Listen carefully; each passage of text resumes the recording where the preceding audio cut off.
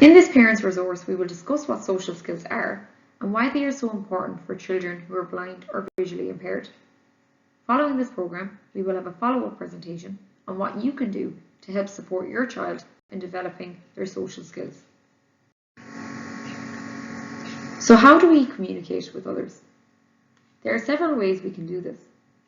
Most people think about speech when they think about communication, but there are many other ways we use to communicate, which include listening, using a gesture, for example, waving our hand to signal hello.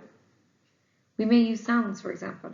This would include talking or speaking, but other actions that we use sound to communicate may be ringing a doorbell or beeping a car horn to get someone's attention.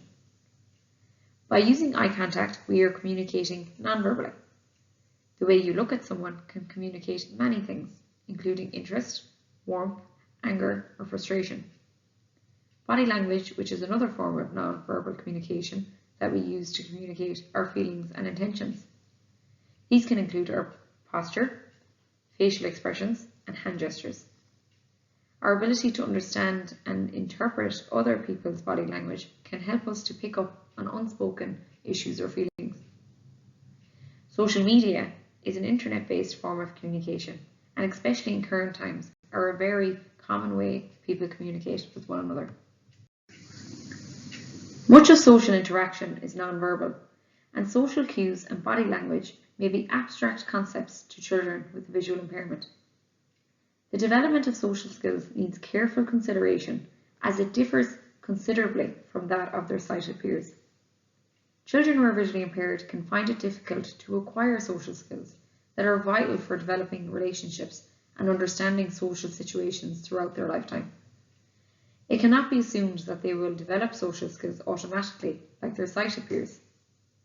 This has an impact both in school and in the wider world.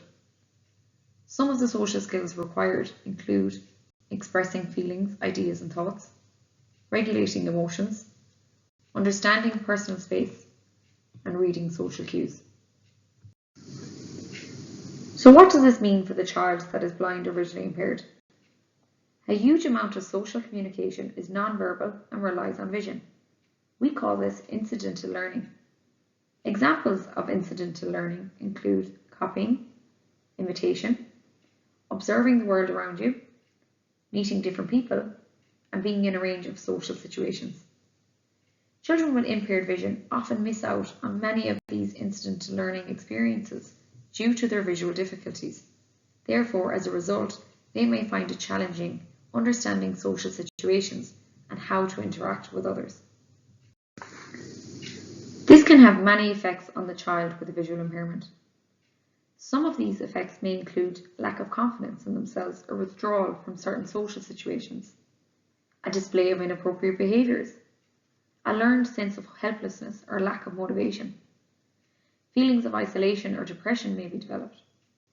It might result with the child having an inability to make friends, or in the future limit them to fewer career opportunities and lead to feelings of frustration. All of these have a direct and negative effect on the child's relationships and learning. This brings us to the question of why teach social skills. If you're blind or vision impaired, how do you know where to look when someone is talking to you? Or when to shake someone's hand? Or what personal space means? These are just some of the skills children who are blind or vision impaired must be taught, since they don't have the benefit of observing the actions and reactions of their family and friends in social situations. Sighted children observe and imitate people's social behaviours, learning from any visual cues given, as we discussed earlier, as incidental learning. But if these opportunities aren't available to a child, understanding and development of appropriate social behaviour can become fragmented.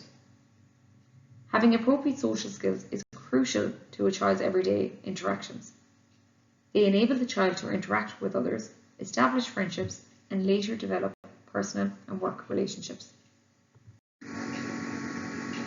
Now that we've discussed what social skills are and how important they can be, this leads us on to our next question of how can we support the development of social skills.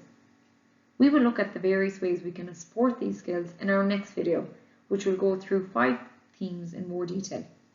These include who am I, mindfulness, strengths and challenges, how do I communicate, and my social networks and activities.